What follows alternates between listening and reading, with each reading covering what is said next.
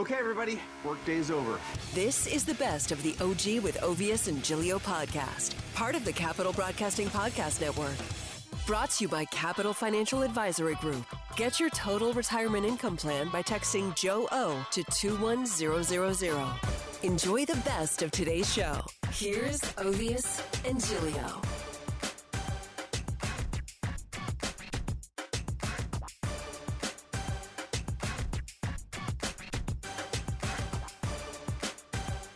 It's finally here.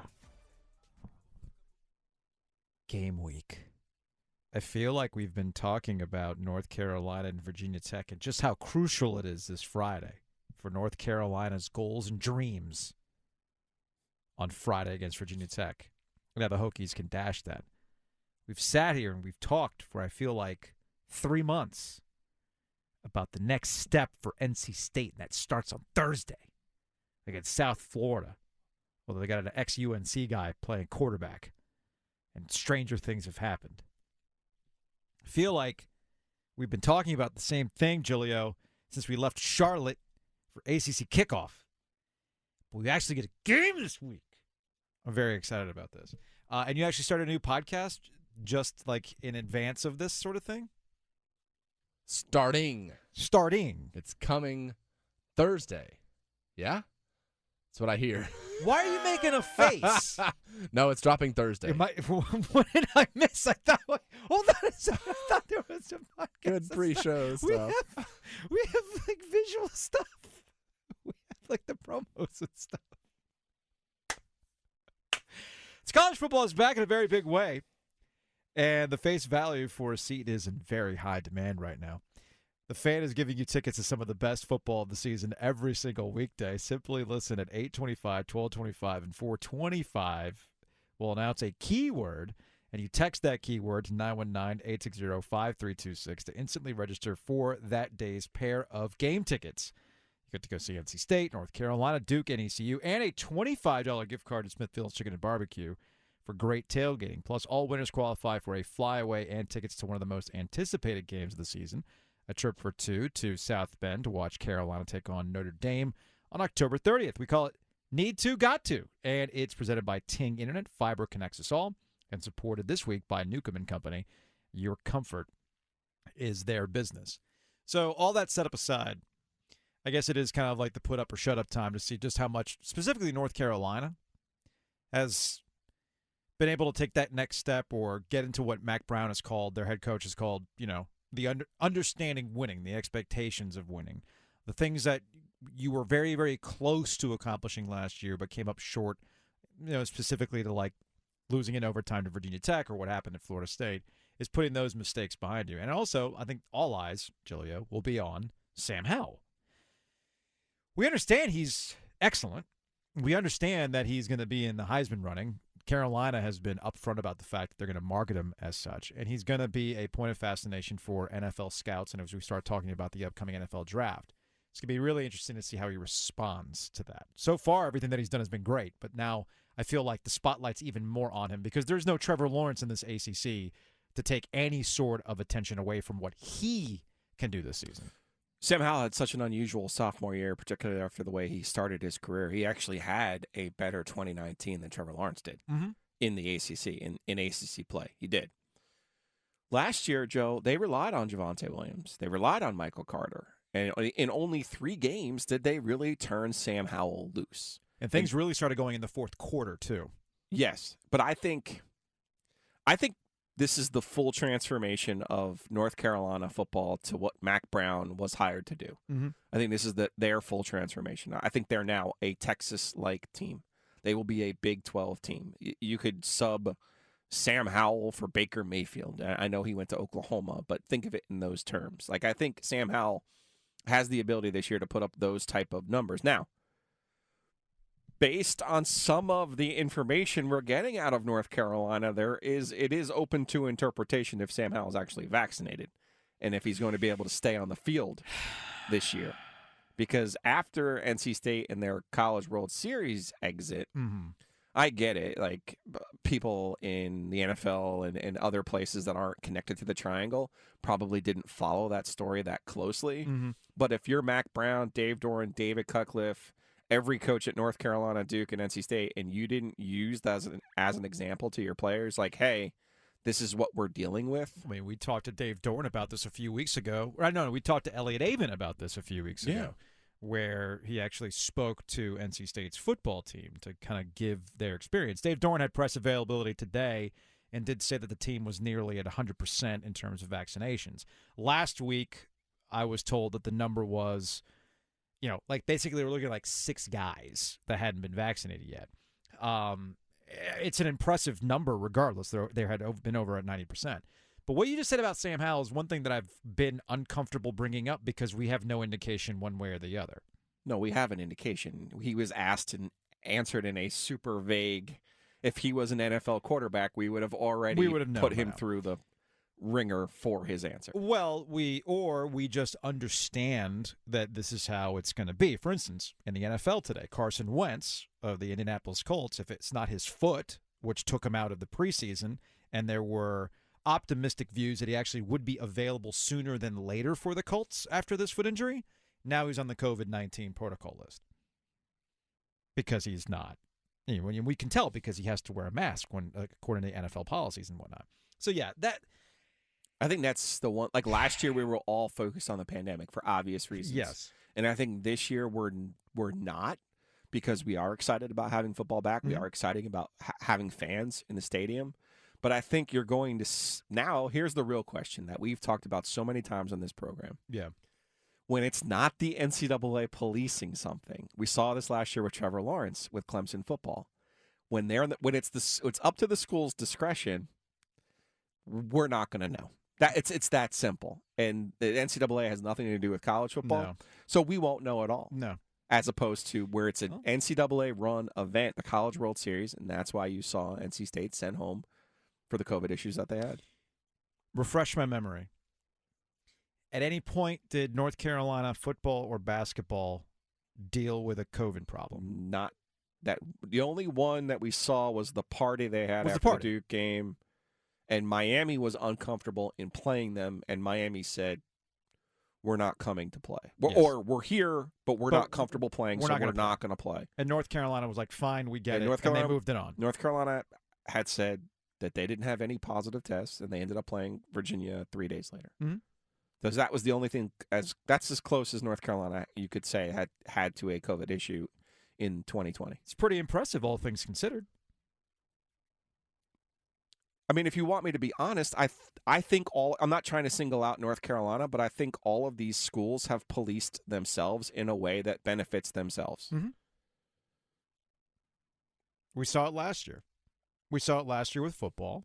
Florida, I mean, they put new rules in place to prevent what like Florida State was alleged to have done. Right. And we also saw this work out. You mentioned the Clemson. But I don't know if they have. That's the key there, Joe, because again, you're going to rely on either the conference or the schools to police themselves, which I don't trust any of them. It's not. I'm not casting aspersions on North Carolina. What I'm saying to you is, we had last year Mike Norvell, the head coach of Florida State, come down with COVID, and apparently he didn't interact with a single player on his own team.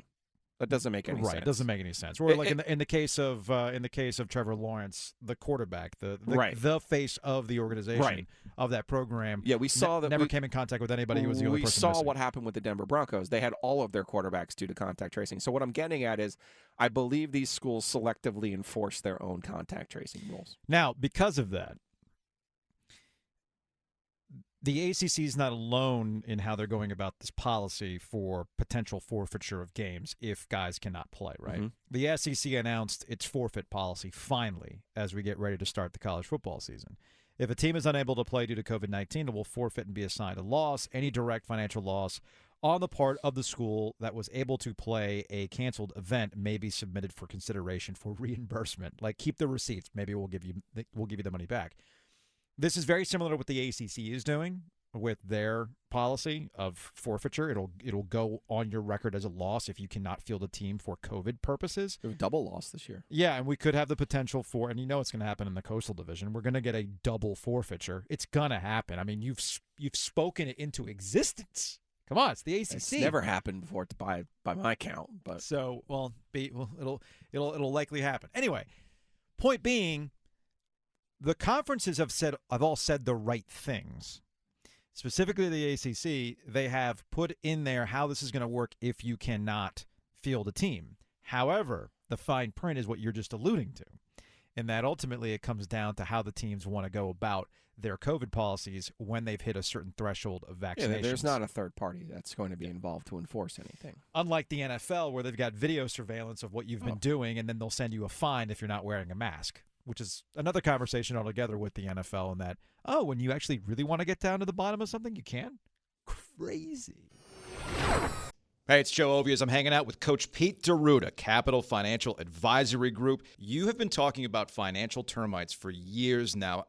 What should people understand about that? Well, termites in your house, no fun. No. Don't know they're there until it's too late a lot of times, till your foot goes through the floor, right? Oh, I think we have termites. Well, then it's too late. Same thing in the financial world. If we have someone that is taking a lot of risk with our money, taking fees and commissions out, maybe hidden ones that we don't see, that's hurting our total return. It's going to hurt our chances of a successful retirement. So we do an analysis. We can tell you if there's any hidden fees, commissions, and maybe you've taken too much risk. We do that analysis for the next 10 people. It's a golden ticket we're going to give out, Joe. It's usually $1,000 value. We're going to do our very own forensic financial analysis to identify those financial termites. What are financial termites? Again, you can go to financialtermites.com and learn more, but more importantly, call now and get your very own plan, the next 10 people. Yeah, you can call right now, 800-661-7383, or text Joe O to 21,000. Again, that's Joe O to 21,000.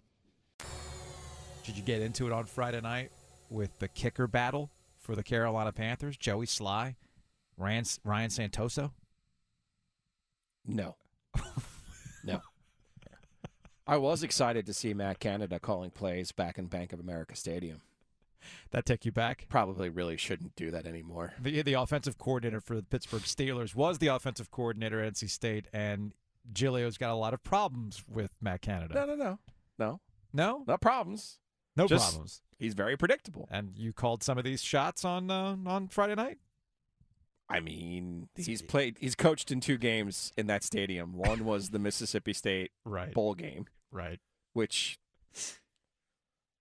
I don't know if I even need to go into detail about that. So typically on Fridays, since the pandemic started and we had those stay-at-home orders put into place in late March, early April of last year, every Friday since, we have a standing backyard drink date with our neighbors, Rick and Sabrina. Friday night, because of Sam Darnold actually taking reps, Played a lot. Were you happy? I was very happy about this. I just wanted to see the dude. So we got to see Sam Darnold, and there was an intriguing kicker battle between Joey Sly, who had been struggling, and the guy that they had just traded for, a conditional pick from the New York Giants, and Ryan Santoso. Big dude.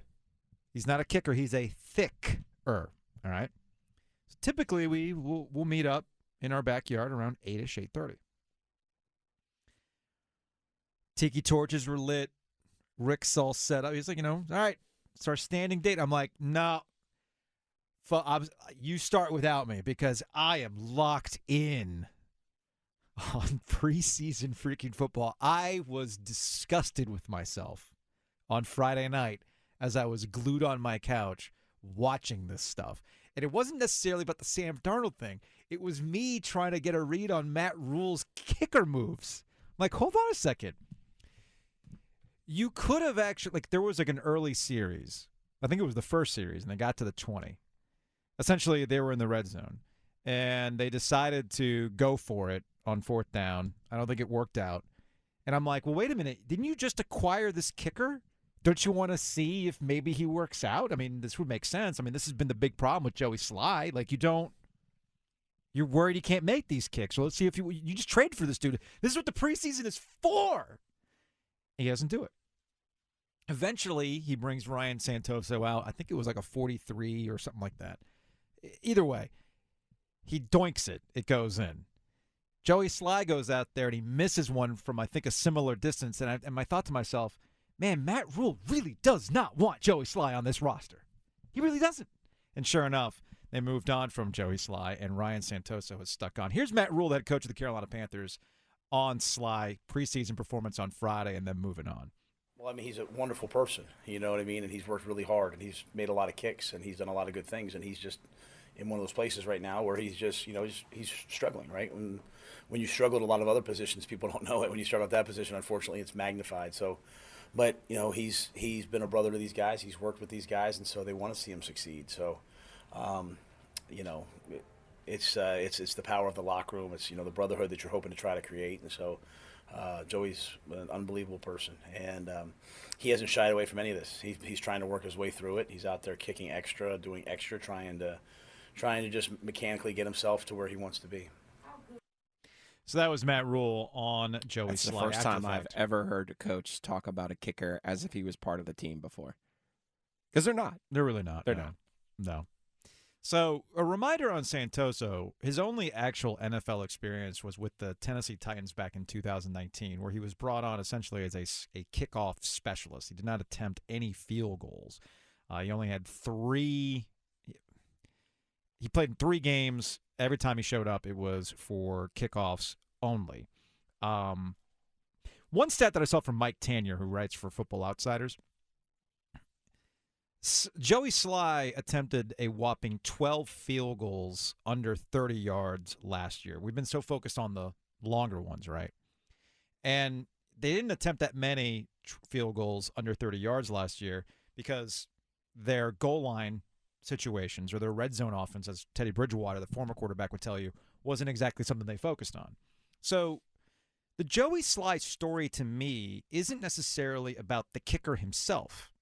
Kicker got the yips. He was struggling. The Panthers moved on. And you're probably looking at this from the perspective of, okay, man, it was just the kicker. Like you said, we don't even look at these guys as part of the team anyway.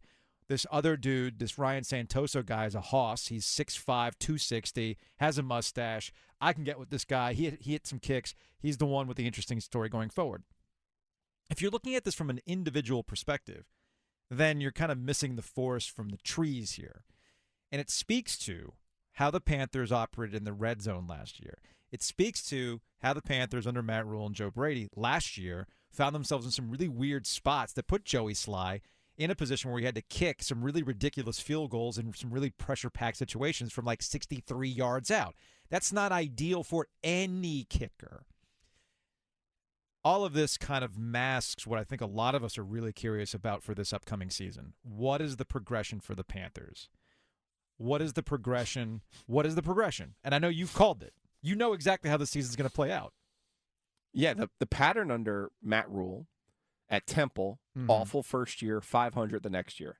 Baylor, awful first year, 500 the next year. The Panthers were not awful last year. They were more competitive than I would have anticipated. Sure. They still went under on their season total, though. So yeah, you are what your record says you are. They were 5-11. They finished the season poorly.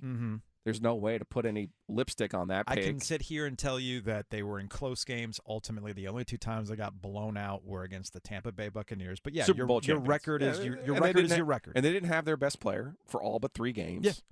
These are all things. These are all real reasons. But yeah, I expect them to be at 500 this year. There's 17 games, so either 8 and 9 or 9 and 8. Yeah. If they finish at either one of those numbers, it would not surprise me. Their total is 8.5.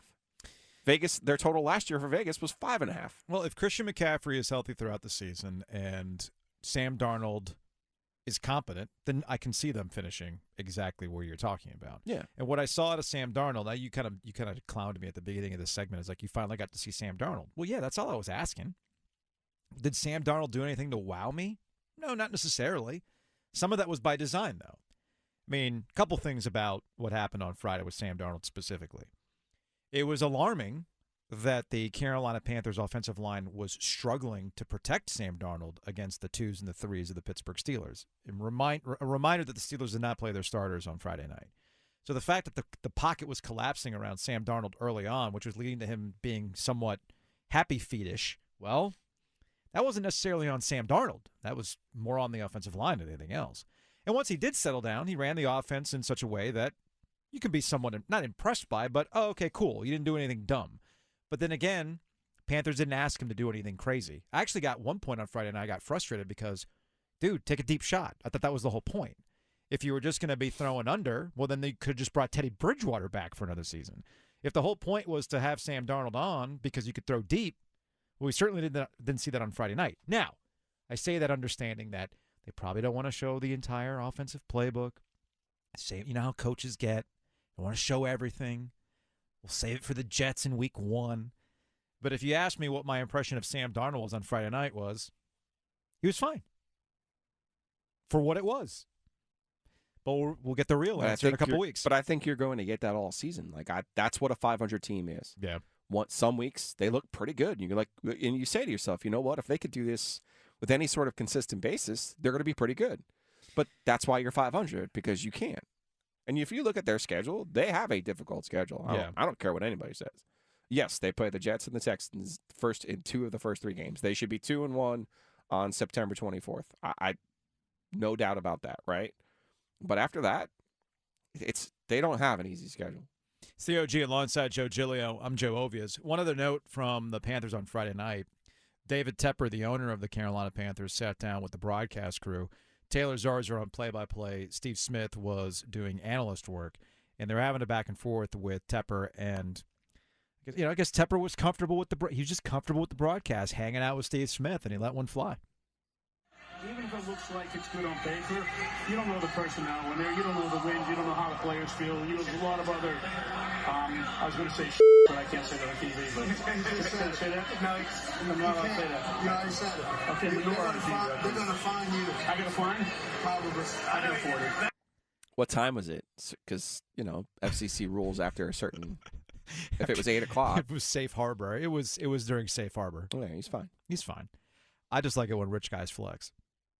It's like, you can get a fine. Yeah, I'm good. I can afford it. I can afford it. Good for David Tepper. On a serious note, I commend Dave Doran for continuing to try to get people to stick around at Carter Finley Stadium after years and years of tradition related to the pass-outs where people go back to their tailgates at halftime and don't necessarily come back for the start of the third quarter. Fans are going to fans. They've got a great tailgating atmosphere. They pay good money for those parking tickets and those setups. I don't blame them for not coming back if the game's not compelling. But I also don't blame Dave Doran. I don't blame Dave Doran for trying to get people to continue to stick around. There is one way for him to get people to stick around for the third quarter, though. And he told this to us a couple of years ago when NC State debuted Old Tuffy, the collaboration beer with New Belgium. He said he would shotgun a beer at the 50-yard line if people were going to be there. Now, that was impassioned, Dave. It was. And we're still waiting on this. He has not shotgunned an Old Tuffy at the 50-yard line. Might be in his contract while he's on the clock that he can't do that. Might be. Do you Behavior unbecoming. Well, do you think we can talk to Boo Corrigan, the athletics director, to see if we can amend those contract details if it means butts and seats? Do you think Boo Corrigan would like that? Why can't they amend the pass-out policy? Isn't that part of the answer here? The other part is to play better home games because NC State has, unfortunate for NC State, they had a hurricane wipe out their West Virginia game at home. They had the pandemic wipe out the Mississippi State game at home. Mm-hmm. So they had a hurricane. They played through a hurricane when they had Notre Dame here in 2016. Yeah. So it's like every time NC State seems poised to have one of these interesting home games, it gets screwed. There's a natural disaster. Right. But you can't, like, his first year, they beat the brakes off of Louisiana Tech. Mm-hmm. It was 8 bazillion degrees out. And it's 38-0 at the half. Like, you really think people are going to come back out to the stadium? I remember against Louisiana Tech. 2 years ago when Clemson was here and that game was over in the first quarter? First quarter. It was cold that day, 28-0. but people were just hung out and they tailgated the rest of the time. Sure. Yeah. And Chris Fowler actually had to say on the national ABC telecast, I've seen people leave at halftime. I've never seen them leave after the first quarter. Hey. But that would have been NC State's bad year, right? We're all entitled to bad years. You want to talk about old sports talk radio wounds? Okay. Yes, you have radio scars. Yes. There are certain topics that you have radio scars for. NC State's pass outs Yes. are certainly one of them. Okay. There are, They serve alcohol now. yeah, They're renovating that one end zone, or it's been renovated. that's part of the problem. The amenities. The and amenities are a problem. Pass-outs exist today for a variety of reasons. No, pass-outs continue to exist at NC State, at Carter Finley Stadium, for a variety of reasons. The unspoken one that people never really want to address is that Carter Finley and the concourse still looks like it was back in 1967. So I would say, but if you put a percentage on the reason why people leave at halftime, I would say it's 75% people wanted to drink alcohol.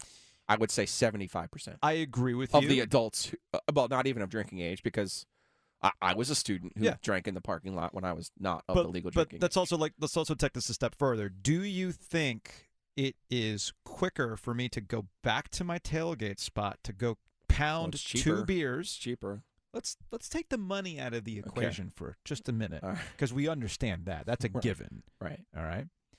Do you think I can get to my car, pound two beers and a couple of Bojangles Supremes, and get back to my seat in a decent amount of time? Or are you allowed to tailgate with Supremes? Why wouldn't we might you? need to open up the phone lines on that. What do you mean you can't tailgate with Supremes? When you tailgate with Bojangles, it's the meat on the bone.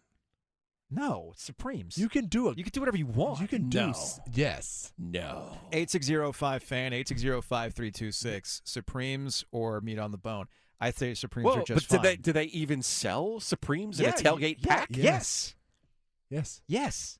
No one walks by and looks in your Bojangles box. They just see that you have Bojangles and they respect you. That's ultimately what it's about. Yeah. Like I know, will now be looking up Bojangles menu. You're saying you can you get can a tailgate pack Supremes of Supremes. Yes. Not I do just it all chicken the on the time. bone. Yeah, I Yes. do it all the time with the kids. I'll show up to The the neighbor- kids is the key phrasing there. When you're an adult, Joe, I like you my eat fried Supremes. chicken the way that it's supposed to be eaten. Supreme form? No. Chicken tender form? No. I'm sorry. I love chicken tenders. I am sorry. And I'm never going to give up my chicken tenders. The Supremes are great, dude. And the Rand, Supremes are great. You're a large adult son. I am. Your vote does not count That's here. fair. Let the adults talk, please. Okay. Wait a minute. Are you judging me because I still eat Supremes? I am, yes. And I'm saying when you tailgate, Yeah. there is only one type of chicken to eat while you tailgate. Supremes or No, tenders or nuggets. Why do you make not these, the answer? Why do you make these hard and fast rules over the most mundane things? This is my life, Joe Obius. Welcome to it. Sounds exhausting, man. It is. Like, there are are a you- lot of rules, Joe. Like, are you legitimately worried that somebody's going to judge you at your tailgate because you got a Supremes box I'm instead not, of a? I'm not judging. I'm saying it's just out and out wrong. It's not wrong. Supremes are great, and you can get the Supremes Supremes tailgate are box. fine when you're like in the drive-through, or when you're in your house or in your work cubicle. What whatever. did you have today? I actually had the new Bojangles chicken sandwich. Shout out to Rand for going out and getting me one today. And not even asking me. Yeah, that was awesome. Oh, don't start. Chicken tailgate has to be the tailgate 15-piece and the big thing of tea and all of the biscuits on the side. No, it doesn't. Super drunk biscuits. Are you kidding? Well, biscuits are going to be the biscuits, and you can actually go ahead and put the Supremes in biscuits if you want to as well. No, that's a crime against humanity. How is that? What You're are you basically doing? What having are you doing? You're having a Cajun filet combo at that point when you're putting a couple Supremes in the biscuit. Dude, this is hilarious coming from the Jersey boy who doesn't even know how to put a country mixtape together. Enough with this stuff. Trey and Garner. Trey, what's up? What's going on, guys? How are y'all? We're good, man. How you been? Doing good, man. Beautiful day in G-Town. Yes. All right, Trey, you got to be on my side. There's no way you Look, he might be a Jersey boy, Joe, but there's one thing he gets. When you go out to Carter Finley, your chicken's on the bone and your beer is light. Yes. So you're drinking about- We're not talking about beer here, and the beer is fine. It's It's whatever. a good combo is what he's getting at. Well, no, I agree with look, that.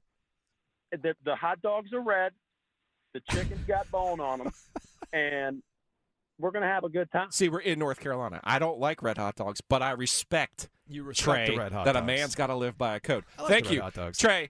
Hey. I feel like we should give Trey a tumbler for this great answer because Hey, look, here's what's going to Joe, happen. Whenever you want to go play golf at Eagle Ridge or Garner Country Club, let's do it. Oh, brother. I want to go play GCC. Yes. a little speed Absolutely. 9. At, Hey, man, $10 per 9, and you can play with your shirt off There- anytime. oh, nice. No one wants to see that, Trey. I Hey, promise. Trey, appreciate the call, man. All See, right, man. Y'all this- take it easy, man. This is what's going to happen later, though. When this comes up again, Ovius is going to say, "Oh, nobody sided with you," and then Rand's going to be over there dilly-dallying like, "Oh yeah, you're right, Ovius, you're right, Ovius." Meanwhile, just like every other time, I'm right. The caller calls in and says Giulio's right, and then magically everyone gets amnesia the next 2 hours. I don't get it with these two. Will. I don't get it. In Youngsville, Will, what's up, man? Yeah, guys, what's going on? Giulio, you're up 2-0, brother. Wow! Hold on a second. I'm dropping the mic. Hold on a second. I'm still at a loss as to what's wrong with having chicken supremes at a tailgate. It's not about being wrong. It's about what you're supposed to do. It's just an unwritten rule. But why is that? you. Explain Thank to me. you, Will. Explain to me what You it need is a little about extra grease, a Yeah? little holder. Yeah, well, the bone is the holder. Yeah, sure. My secondary reason, my last 2 times in Wallace Wade, Bojangles forgot to give me utensils. So once you eat the chicken off the bone, you have a great spoon for your mashed potatoes. See? Resourceful. It's not even one of my Gardner guys. I didn't even. 2-0. Don't take any more calls, Rand. Thanks, guys. Have a good day. From JJ on Twitter, all-time bad take by Giulio on the Supremes for tailgating. Hey, our JJ? Our double J? Not our double J. Okay. Nothing like a beer in one hand and a Supreme in the other. I'm with Ovius. Nothing like a Chardonnay, JJ, in one hand and your Supreme in the other. That's not tailgating, JJ. What's wrong with I that? got bad news for If you. my rosé is in a can, I got no problem with that. Tammy, one time, this is Tammy on Twitter. One time I stopped at the Bojangles in Durham to get a tailgate special, and the girl that I was tailgating with didn't eat chicken on the bone. When I asked for the Supreme with my tailgate special, the girl working there said, "You know those are just tenders, right?" So I get all that stuff. They are chicken tenders. I love chicken tenders, and I'm not going to be ashamed about the fact that if I'm going to tailgate with a Bojangles tailgate special, it's going to be with the tenders. And I bet you Bojangles is absolutely loving all this free advertising. Wayne in Wake Forest. Wayne, how are you? How's it going, guys? You're good, man. What you got? Hey, I'm with you, go. It can be the tenders. You got the biscuits. Throw them in there with it. Right. Add a little jelly or something to it. Just Hell to yeah, add a little man. extra flavor, hot sauce. Hey, man, it's all good. Yeah, you can dress up those Supremes with the biscuits. You can have that in one hand and a High Life in the other hand. I'm good on that one, Wayne. So I feel like this is a personal preference. I don't like you tailgate how you want to tailgate. This is a very open type thing, man. I don't know why you're being so hard, fast rules on You're this. also being bougie here, though, because there's like an upcharge for the tailgate special There is. when it's a Supreme. I know. So just be a man of the people and get the chicken on the bone and do it the right way. I also, I'm flabbergasted as why you can only eat one way. Hey, Wayne, I appreciate the call, man. Thanks for being on my side with the tenders thing. George and Raleigh. George, what's up? This is not going to go well, Obvious. It's fine. No, Giulio's right 100%. Okay. As usual. George, do you know that rant? No. Hey, look, I go to the same tailgate crowd. Sometimes I walk up and there'll be some tenders in there. I'm kind of like scratching my head about, you grab your chicken with the bone on. Yep. You don't really have to touch the other chicken. The tenders, you got to finger all through them and everything. It's Yeah, but hold on a second. What are you doing? Sorry, so you're talking leg Exactly, only though. George. What are you doing one? They're You're all doing on a bone, one hand. Joe. They're all on a bone. You're The thighs are on a bone. No. When you're talking about hand and one, you just taking the full The wings? wings and breast. Well, they're separate on. But so you're taking the full on fried breasted chicken in one hand and just manhandling it right there. Yeah, you are not sober, Joe. Okay. Well, I think that might be the mistake. At that point, I'm still sober when I'm trying to eat my chicken. Hey, look, one other thing. Was you talking with Casey and all, and I know Obvious tries to get people to think the state fans are all just not going to show up because they're drinking all. Go look at the News and Observer. They had a nice article in there about who the players in the conference, where they hate to play the most, and it's in Carter Finley. So I'll take that over not worrying about coming back after half. Well, hold on a second, George. Do you really think I'm being mean about this? I don't know. What did I say? What did I say that George? Like that. What did I say that you disagreed with? That state fans do come back in the second half? No, that you just sort of always kind of on them about not showing up. I'm not on them. I've actually in this entire conversation. I want to make something really clear here, George, because maybe your ears don't work. I have been abundantly. Throw in the sarcasm too. My ears work fine. I have been absolutely on the side of NC State fans who want to go out and pass out for tailgating. Okay, good. But it didn't sound like that when you were first talking to Casey. But my point is. Well, is no, that, my issue is why is Dave Doran still talking about this? Is, He knows what's going to happen, and people ain't coming back. Well, not if the score's 20-0 after Right. the first quarter. So, George, what's funny is, George, you agree with me. Don't even bother to come in over at Keenan. So George, what the heck? George, you agree with me. Just admit it. Okay, sure. If that makes you feel better, that's fine. It's certainly it's always funny when you have to admit that ultimately you're misreading what I'm telling you. But George, I appreciate the call, man. Sarcasm. What are y'all talking about? I have been absolutely on the side of NC State fans when it comes to pass outs, and I basically try to sit here and make people understand why it happens. I'm sorry that it's not presented in a way that you make it sound like I'm bashing State fans when I'm absolutely not. And rather than just going, oh, yeah, my bad, I misread what you were saying. Oh, if it makes you feel better. Come on, man. Get with it. Greg and Raleigh. Greg, what's up? Hey, fellas, what's going on, man? Good, man. Hope What you got? everybody's doing all right. Hey, man, we are all about the Supremes. Now, I don't need meat on the bone when I'm at a tailgate. I'm all about Supremes, barbecue sauce, honey mustard, and some Bo-Berry biscuits. That's all we need. My man. I like the Bo-Berry biscuit move. That's all we need. And you saw what J.R. Smith said about the Bo-Berry biscuits, man. Whoever made those getting into heaven. Whoever made those getting into heaven, man. It's all about Supremes and Bo-Berries, man. Y'all have a good day. Greg, appreciate the call, That's a man. pretty good compromise. It is a good The compromise. Bo-Berry to have biscuit. the Bo-Berry. I think ultimately what it comes down to is, do you, man? Yes. But it has to be Bojangles. Do you? If it's Supremes, it's Supremes. If it's chicken on a bone, chicken on the bone. I didn't realize that people were very, weirded out or, worried about perceptions on what kind of thing they eat, man. If it's good, it's good. You eat it, you eat it. I had no idea that there was, some weird fragility over whether or not you eat a Supreme. Are you embarrassed to eat a Supreme? I'm not embarrassed to eat Supreme. You should eat chicken on a bone. The tailgate special, the original tailgate special. It's not about fragility, Joe. It's about doing the right thing. It sounds like fragility to me. If you were really manly, you would actually then go get Smithfield's chicken and barbecue, and you would use the chicken leg to scoop up barbecue with the chicken leg and then just eat that. That's truly manly tailgating. I'm literally making a poll right now for Twitter, so we're doing this. Put it on the poll. We need put it on the poll, Guillermo. Let's answer some Hey Joe questions. Alrighty, kiddos. First up from Canes Puck Dude. Hey Joe, after the Carolina Hurricanes were a bunch of jerks to Montreal, do you think other NHL teams might target them in a show of solidarity? Okay. I feel like this requires a hell of a lot of setup for us to really get involved with this, Giglio. So where do we start? Do we want to go back to 2019? Start at the beginning. All right, let's start at the beginning. Was it July 1, 2019? Sebastian Aho is a restricted free agent. They had been negotiating. We understood that the Carolina Hurricanes wanted to keep Sebastian Aho coming off a pretty amazing season.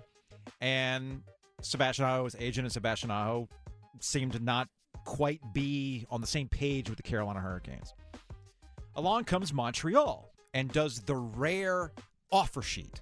Now, this is a perfectly legal thing within the collective bargaining agreement in the NHL that you can offer somebody's restricted free agent this term sheet. And then if you sign this term sheet, that then puts the team that you're currently with in a position to, I'm trying to find the easiest way to do this. It puts the Canes in a position where you have to sign this or you get pick compensation in return. Yeah. And there's a sliding scale in terms of how many picks you get back after another team essentially signs your player away. What was it, 4 first rounders or something like that? I think it was 5. Was it 5? For Aho. Jeez. Yeah. Anyway, but this is a perfectly legal move, right? Yeah. This caused some hurt feelings within the Carolina Hurricanes organization, not necessarily within the move itself, which, again, perfectly legal, and there is history with the Carolina Hurricanes being jerks about it themselves. We can just go back to the old Sergei Fedorov move and the Detroit Red Wings. Google that one. I don't want to get into that that right was now. a personal feud That was between personal. Peter Karmanos and Mike Ilitch. Yes. So, the Canes felt disrespected because, 2 reasons why they felt disrespected at that time. The first one is in how the Montreal Canadiens positioned the Aho offer sheet in that he wants to be with us. It wasn't a shrewd hockey move necessarily from the Montreal Canadiens, because they really were grasping at straws, trying to show the fans, like, we're trying here. But they positioned it as though Aho didn't really want to be with the Carolina Hurricanes. He wanted to be with Montreal, and they felt that that was too much, right? The second part of this was Tom Dundon, relatively new as the owner of the Carolina Hurricanes, Montreal, old, original six franchise.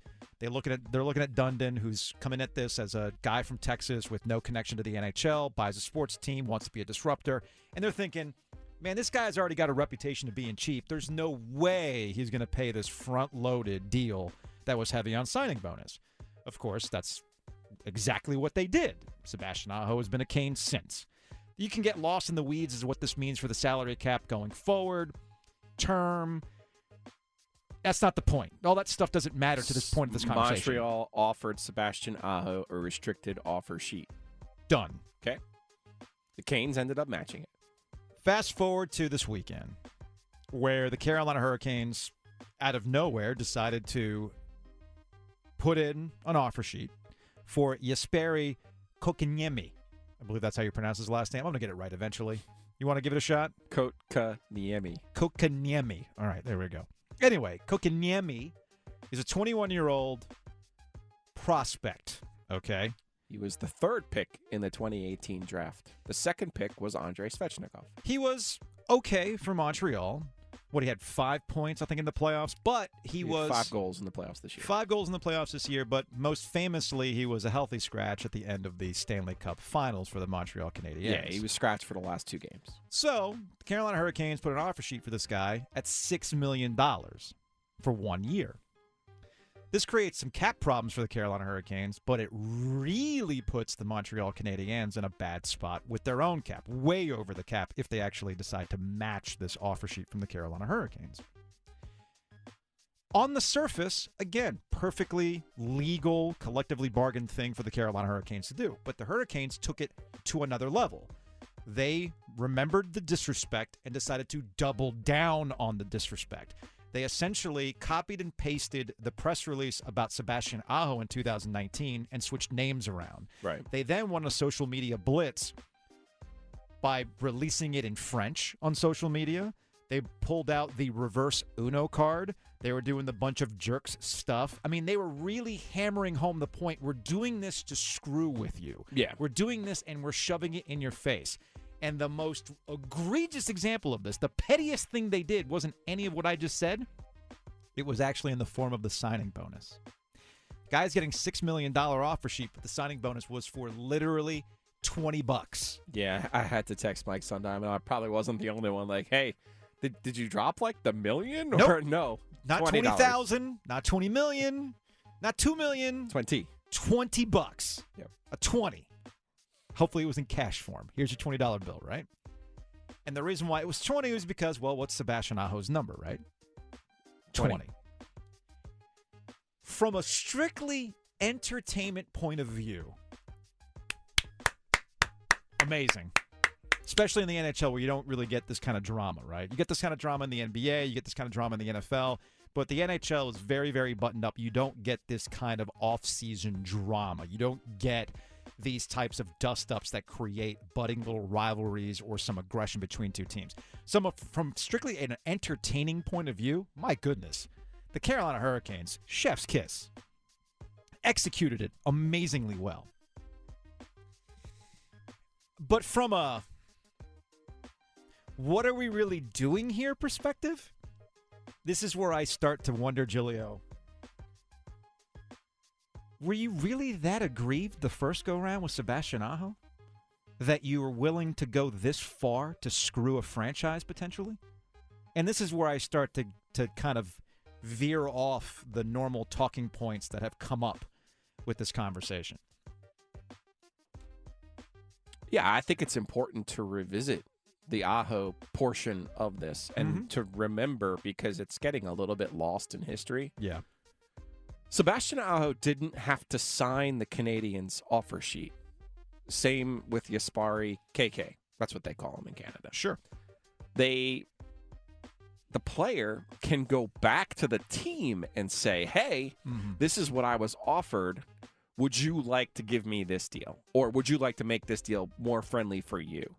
Instead, we saw with Sebastian Aho, he signed the offer sheet with Montreal because the negotiations between the Canes and Aho and his agent stalled. Yeah. Aho's agent just happens to be very friendly with Montreal's general manager. So Montreal thought they came up with a way to stump Tom Dundon with that front-loaded signing bonus. In this particular instance, Kotka Niemi could have just said, hey, I have this deal from the Hurricanes. He made $900,000 last year on the end of his rookie deal, by the way. He could have just said, hey, they gave me a 1-year, $6 million deal. Do you want to sign me for 2 years for $6 million? Give me $3 million over the next 2 years. Sure. He could have done that easily. But he didn't. He did not. He signed the deal because he wants to leave. Well, he's not a dummy. He wants to leave. Plus, it's $6 million straight up. Right. So, for me, it's important that people need to realize that once you sign that deal, now it can't be renegotiated. That's why the Canes had to pay Aho the deal because now it becomes, that's your contract now. It's just a matter of which team is going to inherit the contract, the one who offered it or the one you originally were with. So I think it's important that we remember, like when the Canes act like, oh man, that Montreal really got it. They really screwed us. And it's like, they didn't. No, you had plenty of opportunities, as we saw this year with Andrei Svechnikov, to get a contract done before you reach that stage. They had plenty of opportunities with Seabass to get a contract done before it reached that point. I'm glad you brought that up. I'm glad you brought that up because that is the one thing that I'm having a hard time reconciling when it comes to this idea that the Montreal Canadiens had this coming in return or whatever it is. Or this idea that Sebastian Aho, the one that I truly push back on, this idea that Sebastian Aho, well, you know, if it wasn't for this offer sheet, they would have signed him to an 8-year deal that would have been friendly over the course of the contract. Kind of like what we've been talking about with Andrei Svechnikov and his max term over 8 years. How do we know that? We're operating on one of these assumptions that everything works out perfectly for the Carolina Hurricanes and Tom Dundon wins a negotiation in this particular case. I'm not willing to make that assumption. I'm simply not. And you just saw what happened this offseason with Alex Nedeljkovic. Yes. And the specific quote from Don Waddell was their agent got pushy in negotiations. Yeah, man, that's what agents do. That's what they do. So Sebastian Aho's agent's doing what an agent's supposed to do, and he managed to dupe Montreal to help his client out with all this upfront money. I don't think he duped him. He just got a favor from him. I guess he got a favor. But my point is, Tom Dundon, the owner of the Carolina Hurricanes, specifically set conditions for these types of things to happen. He set conditions for a team to not take him seriously. Right. In the case of Montreal, thinking he wasn't able to pay it because up until that point, Tom Dundon had acted cheaply. Okay, fine. The idea that the Canes would have gotten the negotiation they wanted out of Sebastian Aho takes away from the fact that it was, like you say, revisionist history or like not quite remembering all the facts about how things had gotten pushy between the two. And then what you just referenced, and one thing that we heard plenty of times after Andrei Svechnikov signed with the Carolina Hurricanes last week, right? Well, why couldn't you have done this deal last year? Oh, it could be because this is an organization that loves to squeeze every possible nickel out of every negotiation to feel like they're winning this.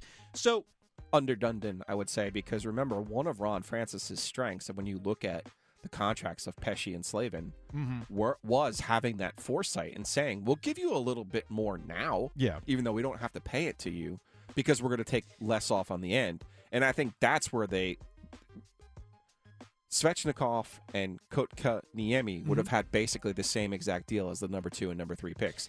So Svechnikov made $900,000 last year instead of, they could have probably done a deal where he made $6 million over 8 years instead of the $900,000 during a pandemic where they didn't have fans, they couldn't sell tickets. I understand why they did all of those things, mind you, but it's still a choice that they made. So to recap, love the petty. Oh, the social media was awesome. Love the tweet of the Uno reverse card in red. Amazing. Was glorious. Awesome. Love it. I want more of this in the sports. $20 signing bonus, that seemed a little bit offsides, but whatever. Again, give me the entertainment value. I'm here for that sort of stuff. However, spare me this business as it relates to how things might have worked out with Sebastian Aho and spare me as though the Carolina Hurricanes were truly aggrieved by the Montreal Canadiens and their actions. One was done as a miscalculation by the Montreal Canadiens, and it blew up in their face. What the Carolina Hurricanes did to Montreal was actively hostile. Yes. Actively hostile to another organization. My name is Don Waddell. You killed my father. Prepare to die. Plus, at $6 million for a guy who hasn't necessarily panned out, if it don't pan out, it's not going to look like a really smart move or a shrewd. I mean, Luke DeCock wrote about this. He's 21. Yeah. I mean, I know Luke DeCock wrote about this in the News and Observer over the weekend, calling it a shrewd hockey move. On the surface, I don't disagree with that perspective. I don't. I mean, if you really think about it from a hockey perspective, it is pretty shrewd to get a guy at this point in his career. He's also a Finn.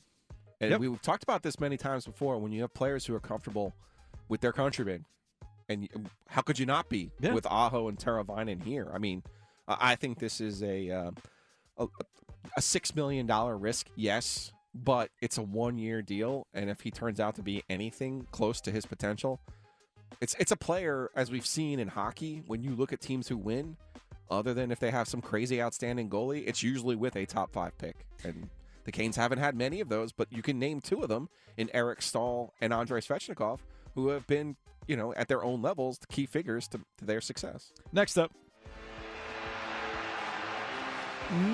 from Hank on Twitter. Hey, Joe, did you enjoy or hate it from Bryson DeChambeau? Yes or no? Love it, hate it?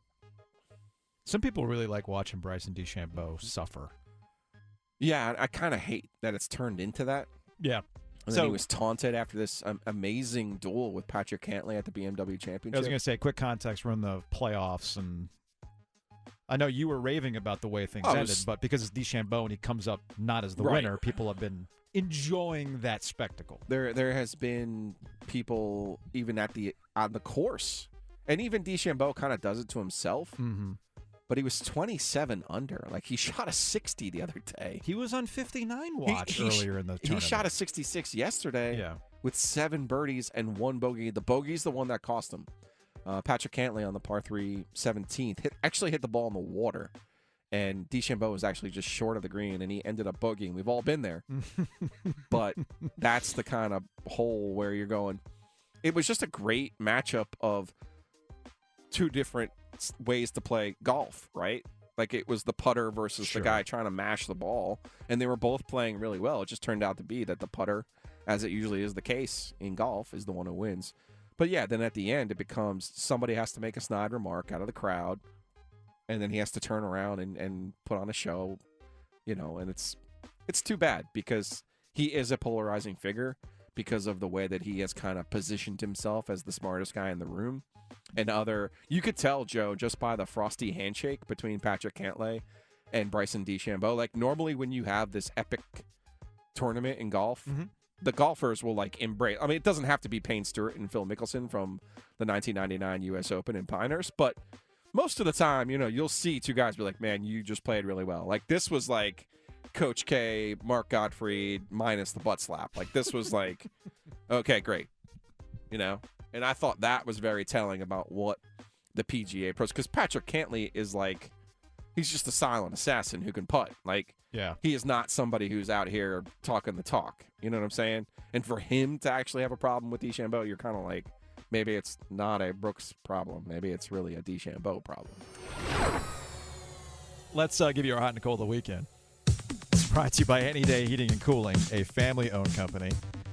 All right, Giulio, who was your hot of the weekend? My hot of the weekend were UConn football takes. All right. Those exist? Oh, man. UConn lost their opener 45-0 to Fresno State. This, Joe, after they opted out of the 2020 season, not because of COVID, but because they're awful. They're now 3-22 since the start of the 2018 season. The really bad news for the Huskies, who are now independent in football, they go to Clemson on November 13th. That is the definition of a name-your-score team. By the way, UConn, 6 of their first 8 years as Division I members, they won at least 8 games. They went to the Fiesta Bowl, you'll remember, in 2010 as the Big East champion. They have not had a winning season since. My hot of the weekend goes to Trip Tracy for running into Mark Wahlberg while he was on the golf course. And we know that Mark Wahlberg likes to dig in because you'll remember his workout routine that was posted a while back.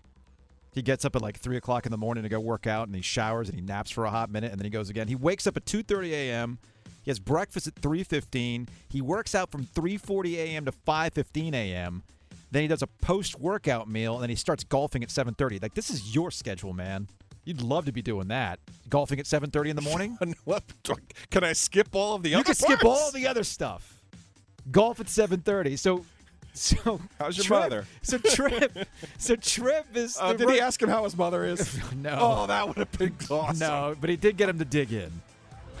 In all facets of life, nobody epitomizes digging in more than this man. I'd like to hear you define it. Oh, baby, I dig in every morning. We get after. I'm about to dig in right now. Jeez. How's your mother? Who's your cold of the weekend? Oh, man. Got to bring us down on a bad note here. Ed Asner passed away on Sunday, 91 years old. Most people of a certain age will remember Ed Asner as the Lou Grant on the Mary Tyler Moore Show, the irascible editor of the paper in Minneapolis. However, I remember Ed Asner, even at my age, as Carl Fredricksen from Up. Good afternoon. My name is Russell, and I am a wilderness explorer in Tri-54. Slow down. Wet Lodge 12. Kid! Are you in need of Thank any you, but I don't need assistance any today? help. Al.